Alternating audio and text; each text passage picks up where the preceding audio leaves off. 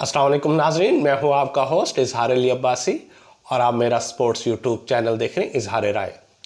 नाजरीन, सबसे पहले आप हमारा चैनल सब्सक्राइब करें, बेल आइकॉन करें और अपनी राय के ज़रिए इजहार करें।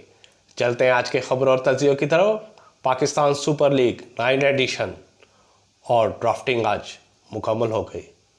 आज कई खिलाड़ियों के भाग जागे और कईयों के भाग ना जाग सके। आज तमाम कैटेगरीज में खिलाड़ियों का चुनाव किया गया और प्लैटिनम कैटेगरीज में मुल्तान सुल्तान ने डेविड विलो को चुना, कराची किंग्स ने केवन पोलार्ड को चुन लिया, डैनियल मोहम्मद नवाज को भी चुन लिया। इसके अलावा जो सबसे अहम बात कि कराची किंग्स का अहम सतून मोहम्मद आमिर को कोयटा ग्लैडिएटर ने ले लिया। इसके अलावा कोयटा ग्लैडिएटर ने रदरफोर्ड को भी अपनी टीम में शामिल कर लिया। पेशावर ज़ल्मी ने नूर अहमद को प्लैटिनम कैटेगरी में लिया। लाहौर कलंदर फिर फ़खर ज़मान को ले लिया।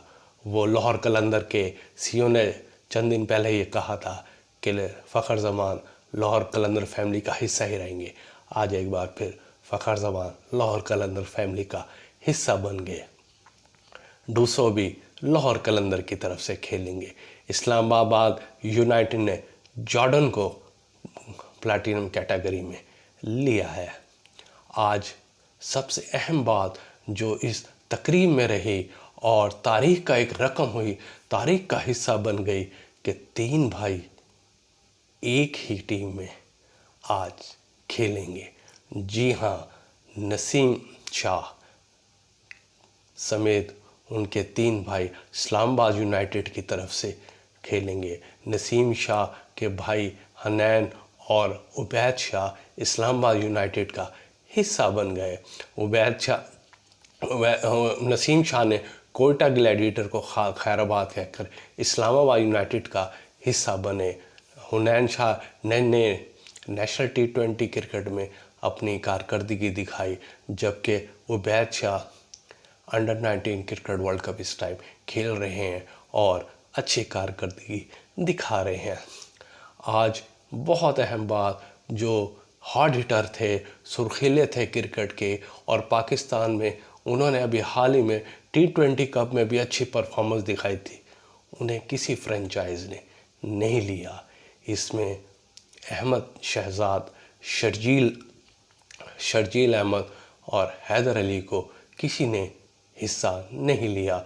सबसे अहम बात, उमर अकमल को भी किसी फ्रेंचाइज ने नहीं लिया। ये बड़ी अचंभे की बात है कि इनमें से 3 खिलाड़ी तो ऐसे हैं जो हार्ड हिटर का दर्जा रखते हैं और वो किसी टाइम भी एक साइड पे खड़े हो जाए तो मैच का पासा पलटने की सलाहियत रखते हैं, लेकिन PSL में किसी फ्रेंचाइज ने इन खिलाड़ियों को लिफ्ट नहीं कराई। आज एक और अहम बात हुई इसी इवेंट में कि मुल्तान सुल्तान के ऑनर अली तरीन ने मोहम्मद रिजवान से माफ़ी मांग ली। उन्होंने अपने 2021 साल में एक ट्वीट को शेयर किया और उस मौके पर उन्होंने कहा था कि रिजवान क्या T20 के बल्लेबाज हैं। ये 2021 में उन्होंने ये बात की थी। उस वक्त मोहम्मद रिजवान कराची किंग का हिस्सा थे और अली तरीन ख़ान ने ये ट्वीट की थी। आज अली तरीन ख़ान ने उस ट्वीट को रीट्वीट शेयर किया और साथ माजरत की कि ये मेरे अल्फाज, मैं अपने इन अल्फाज पर माजरत खा हूँ और मोहम्मद रिजवान से माफ़ी मांगता हूँ। ये एक बड़ापन है। खेल की दुनिया में से बड़ेपन का सबूत दिया जाता है कि इंसान अपनी गलती तस्लीम करे और बड़ा इंसान हमेशा वही होता है जो अपनी गलती तस्लीम कर ले।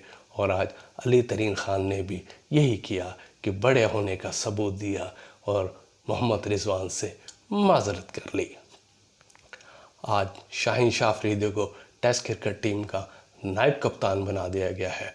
पाकिस्तान और ऑस्ट्रेलिया के दरमियान पहला टेस्ट मैच में कौमी क्रिकेट टीम का ऐलान कर दिया गया है। 2 खिलाड़ी आमिर जमाल और खुर्रम शहजाद डेब्यू करेंगे। उन्हें टेस्ट कैप پہنائی دی جائے گی۔ اس کے علاوہ وکٹ کیپنگ کے لیے سرفراز احمد کو چنا گیا ہے۔ اس کے میچ پہلے ٹیسٹ میچ میں کوئی ریگولر اسپنر نہیں ہے۔ سلمان علی آغا پارٹ ٹائم اسپنرز کا کردار ادا کریں گے۔ ابرار احمد جو انفٹ کا شکار ہیں، ان کی جگہ ساجد خان کو آسٹریلیا لایا گیا ہے، لیکن تاحال وہ ابھی مکمل طور پر آرام نہیں ہوئے، اس وجہ سے انہیں پہلا ٹیسٹ نہیں کھلایا گیا۔ دوسری طرف عثمان خواجہ بھی اپنے بیان پر ڈٹ گئے ہیں، اور وہ جو جوتے جس پہ انہوں نے فلسطین کے غزہ کے بچوں کے حوالے سے لکھا تھا، اس پہ کہیں کہ میں لازمی پہنوں گا۔ یہ زندگی اتنی اہم ہوتی ہے، یہودی کی زندگی جتنی قیمتی ہوتی ہے، اس طرح مسلمان کی زندگی بھی اتنی قیمتی ہوتی ہے۔ غزہ میں ہونے والے مرتے ہزاروں بچوں پہ کوئی بھی خاموش نہیں رہ سکتا۔ میں بھی خاموش نہیں۔ جب غزہ کے بچوں مرتے ہیں تو میں اپنے بچوں کی طرف دیکھتا ہوں، اس لیے میں یہ اقدام لازمی کروں گا، دنیا کو باور کراؤں گا کہ غزہ کے بچوں کے ساتھ ظلم و ستم ہو رہا ہے۔ بہرحال کرکٹ آسٹریلیا نے بھی عثمان خواجہ کی بات کی حمایت کی ہے، اور انہیں کہا ہے کہ کرکٹ کا ایک انفرادی رائے ہے اور عثمان خواجہ کے ہم رائے کا احترام کرتے ہیں، تاہم عثمان خواجہ کو ICC قانون پہ مد نظر رکھنا چاہیے۔ ترکش فٹ بال کلب کے ایک میچ میں ریفری کو مکہ مارے جانے پر ترکیہ فٹ بال لیگ کے تمام میچز منسوخ کر دیے گئے ہیں۔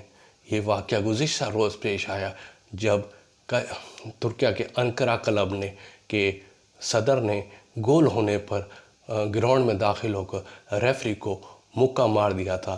90 منٹ کے کھیل میں میچ انکرا کلب جیت رہا تھا، ریفری نے 7 منٹ کا انجری ٹائم دیا تھا، اور اس دوران رائس پور کلب نے یہ میچ گول کر کے میچ برابر کر دیا، جو انکرا کلب کے صدر کو ناگوار گزرا، اور انہوں نے گراؤنڈ میں گھس کر ریفری کو مکہ مار دیا، جس سے وہ زخمی ہو گئے اور انہیں ہسپتال لے جانا پڑا۔